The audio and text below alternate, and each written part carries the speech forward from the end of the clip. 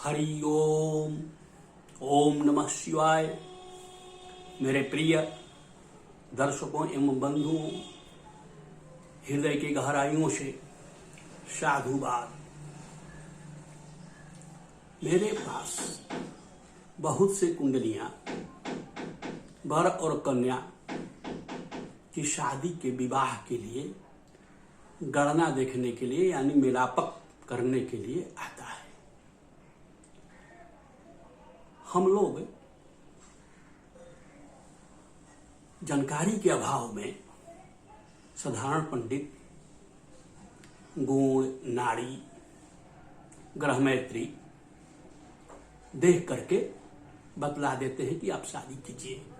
मंगला मंगली का दोष ऊपर जो है बतला देते हैं। बस यही तक करके और शादियां करा दी जाती हैं, पर वास्तव में यह नियम नहीं है। आज मैं इस एपिसोड में गणना के विषय में, मिलापक के विषय में विवेचन करूंगा कि शास्त्रोक्त द्वारा ज्योतिष शास्त्र में किस तरह से गणना करना चाहिए, तब आपके लड़के अथवा लड़की का गृहस्थ जीवन अच्छा रहेगा। इसमें जो है गणना में 3 चक्र मुख्य रूप से देखना चाहिए। 3 चक्रों का जन्मांग चक्र जिसे लग्न चक्र कहा जाता है, दूसरा नंबर नवमांश चक्र, मुख्य रूप से नवमांश चक्र अवश्य देखना चाहिए। नवमांश चक्र अगर नहीं देखने आता है तो आप करना बना ही मत, वो अच्छा रहेगा। और तीसरा चक्र जो है अष्टक वर्ग चक्र। 3 चक्रों के अध्ययन के बाद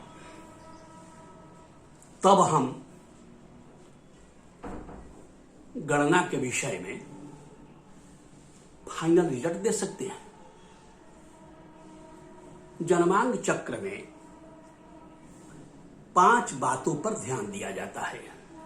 सबसे पहले मान लीजिए कि आपके लड़की की शादी करना है, तो उस लड़के में आप सर्वप्रथम देखिए आयु अल्पायु है कि मध्यमायु है कि दीर्घायु है। आयु का निर्णय लग्न और अष्टमी से किया जाता है। उसके लिए बहुत सा नियम है आयु निर्धारण के लिए। एपिसोड बड़ा हो जाएगा, इसलिए मैं आयु निर्धारण के बारे में केवल संकेत मात्र कि गणना कैसे देखा, क्या क्या चीज होता है, उसका विश्लेषण करने में तो पूरा मतलब समय बीत जाएगा, 1 दिन बीत जाएगा। तो आयु निर्धारण जन्मांग चक्र में देखा जाता है। सबसे पहले ही देखिए। दूसरा का नंबर लड़के का स्वभाव देखिए। इसके लिए सूर्य और चंद्रमा की स्थिति देखा जाता है। स्वभाव के लिए सूर्य और चंद्रमा की स्थिति देखी जाती है। सूर्य मान लीजिए, थोड़ा सा उदाहरण मैं दे रहा हूं। अगर जन्मांग चक्र में सूर्य और राहु ग्रहवें स्थान में बैठा हो, तो वह जातक, वह लड़का धोखेबाज है, झूठ बोलता है। वह अपनी कमी को हमेशा छिपाएगा और सुख नहीं देगा। यही सूर्य और राहु, सूर्य के आत्मा है और सूर्य स्वभाव को बतला देगा। सप्तम भाव में अगर सूर्य और राहु की स्थिति बनी हुई है, तब तो वो भी गृहस्थ जीवन जो है उसका सुख नहीं रहेगा, वह धोखा देगा। अष्टम भाव में भी सूर्य और राहु की स्थिति से कई तरह घटनाएं हो जाती हैं। जीवन जातक धोखेबाज हो सकता है। तो बहुत सारे नियम है सूर्य के लिए। तो सूर्य से स्वभाव को देखा जाता है। फिर चंद्रमा मन का कारक है। आप चंद्रमा को देखिए, यह कहीं पाप कर्तरी योग में तो नहीं है, यह केंद्रीय जो दोष से तो पीड़ित नहीं है, यह अंश बल में कमजोर तो नहीं है, यह पक्ष बल से यानी कृष्ण पक्ष के सप्तमी से लेकर के अष्टमी षष्ठी तक तो यह नहीं है। अगर चंद्रमा जो है कमजोर है तो वह जातक मानसिक रूप से बीमार है, वह अशांत है, उसका मन जो है विक्षिप्तावस्था में है, वह मन से पीड़ित है। तो मैं संकेत आज दे रहा हूं, जन्मांग चक्र से पहला आयु निर्धारण करें। दूसरा स्वभाव देखिए, इसके लिए चंद्रमा और सूर्य का स्थिति को मिलाइए। तीसरा नंबर है विवाह के कारक दो ग्रह होते हैं, कन्या में बृहस्पति और पुरुष में वर में शुक्र। उसकी भी स्थिति आप देखिए, कहीं यह पीड़ित तो नहीं। यह कन्या राशि में मान लीजिए कि शुक्र बैठा है, उस पर शनि की दृष्टि हो तो पीड़ित हो गया। तो विवाह के कारक ही पीड़ित हैं, तो विवाह कैसा चलेगा उसका संबंध। तो जन्मांग चक्र में तीसरी बातें देखी जाती है बृहस्पति और शुक्र के विषय में। चौथा नियम है कि मंगल दोष, वास्तव में 5 घर सेंसिटिव होते हैं। कुंडली के 12वां घर, लग्न घर, चतुर्थ घर और सप्तम भाव एवं अष्टम भाव, इसमें मंगल हो तो मंगला दोष कहा जाता है। इसके अलावा अगर 12वें घर में शनि बैठा हो तो वही उतना ही प्रभाव देगा। मंगल वहां 20% जो है प्रभाव देता है द्वादश भाव में, शनि 15% देगा, राहु 15% देगा, केतु 15% देगा, सूर्य 12.5% देगा। लग्न में दूना, लग्न में मंगल 40%, शनि जो है 30%, उसी तरह से राहु और केतु 30%, 25% जो है सूर्य अपना प्रभाव देगा। चतुर्थ भाव में ये सब ग्रह जो हैं 45% शनिचर, 60% मंगल, 37.5% जो है सूर्य, फिर उसी तरह से सप्तम भाव में 80% मंगल और 100% जो है मंगल 8वां भाव में। उसी तरह से 75% जो है राहु, शनि और केतु अगर अष्टम भाव में बैठे हो तो प्रभाव देगा मंगल दोष की तरह। और सूर्य वहां जो है उसी तरह से आप जोड़ लीजिए 62.5% हुआ। तो ये 5 ग्रह जो है मंगल दोष की तरह ही काम करते हैं, परंतु कुछ शर्तें हैं। जैसे मंगल अपनी ही राशि में, जैसे मेष का हो जाए, वृश्चिक का हो जाए, कर्क का नीच का भी हो जाए, मकर का यानी जो है ऊंच का हो जाए, तो अपना प्रभाव नहीं देते हैं, 0% हो जाएगा। वहां मंगल दोष काम नहीं करेगा। कुंडली में सब जितने भी, मान लीजिए कोई कुंडली हो और उसमें जो है चतुर्थ भाव में शनि बैठा हो तो 45% हुआ। मंगल अगर लग्न में बैठा हो तो 40% हुआ।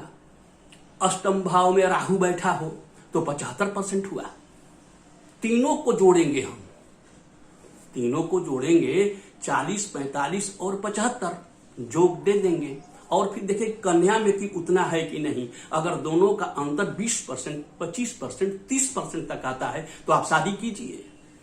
अन्यथा अगर जो है परसेंटेज 70%, 100% अगर आता है अंतर पर, तो गृहस्थ जीवन बढ़िया नहीं चलेगा। ये जन्मांग चक्र में देखा जाता है। ये जन्मांग चक्र के अंतर्गत ही यह विषय परसेंटेज वाला मंगल दोष का निर्धारण इस प्रकार किया जाता है।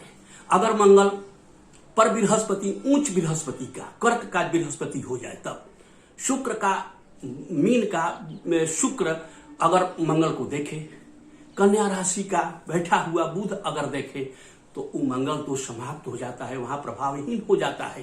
परंतु अगर राहु और सूर्य उन भावों में बैठे हों तो अपना प्रभाव देंगे। तो इस तरह से परसेंटेज को मिला करके हम लोग इसका निर्णय करते हैं। अब नवमास चक्र आइए।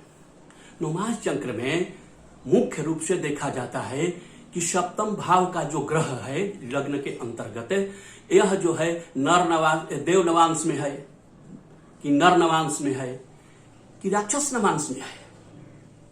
अगर नर लड़की का भी और लड़के का भी दोनों का नर और देव नवांश आता है तो विवाह अच्छी रहेगी, गृहस्थ जीवन ठीक रहेगा, आप शादी कर सकते हैं। अगर दोनों का राक्षस नवांश में ग्रह बैठे हुए हैं, 0 डिग्री से लेकर के 3 डिग्री 20 मिनट तक देव नवांश कहा जाता है कोई ग्रह, और 3 डिग्री से 20 डिग्री से लेकर के 6 डिग्री 40 मिनट तक नर नवांश में ग्रह होते हैं। उसी प्रकार जो है ग्रह जो है राक्षस नवांश में 6:40 से 10 डिग्री तक माना जाएगा। उसी क्रम में जो है बढ़ते जाइए आप, और 30 अंश के अंतर्गत 9 को भाग में बांट दिया जाता है नवांश चक्र में, और वो देखा जाता है। इसके बाद नवांश चक्र में सप्तमेश कहीं 6वां 8वां और 12वां में तो नहीं है। नवांश चक्र मुख्य रूप से देखना चाहिए। नवांश चक्र के विषय में तो बहुत सी बातें हैं, हाँ विवेचन तो केवल मैं दिखा रहा हूं कि इस प्रकार जो है देखा जाता है। हाँ एक बात तो और छोड़ दिए, जन्मांग चक्र में ये भी आपको देखना पड़ेगा कि इस लड़के का विवाह का योग चल रहा है कि नहीं। अगर विवाह का योग नहीं चल रहा है तो अंत में जाते जाते विवाह कट जाएगी।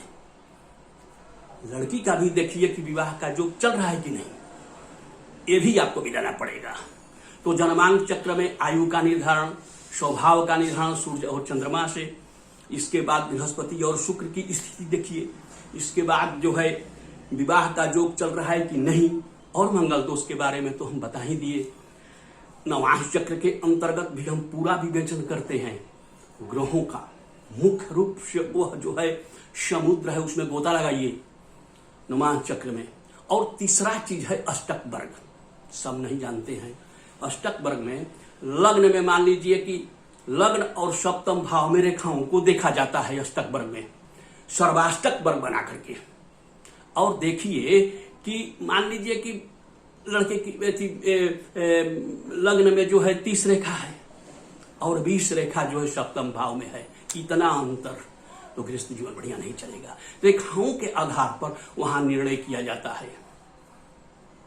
तो गणना के विषय में बहुत सी बातें हैं और यह गंभीर विषय है, क्रिटिकल विषय है। हम इन प्रकारेण हम औपचारिक रूप से नाड़ी गुण देख करके लागू कर देते हैं कि जाइए विवाह, तो इसमें धोखा हो सकता है। फिर क्यों तलाक होता है, फिर क्यों जो है फांसी लगा करके लड़कियां मर रही हैं या लड़के मर रहे हैं, फिर क्यों आग लगा करके मर रहा है, तो ये तो देखना पड़ेगा।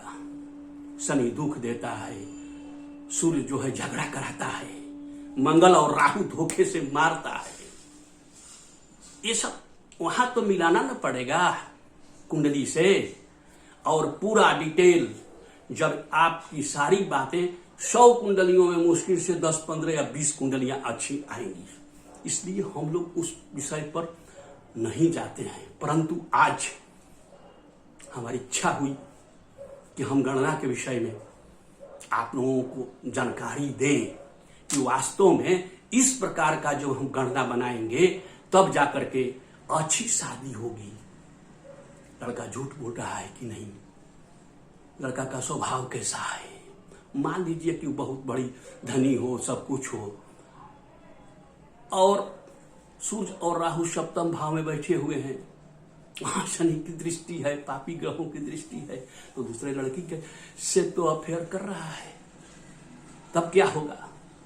आप धनी मानी और सब कुछ योग्यता पर तो जा रहे हैं, पर यहां तो धोखा होगा, अंत में जो है शादियां जो है बिगड़ेंगी। तो इस प्रकार गणना के विषय में आज हम संक्षिप्त रूप से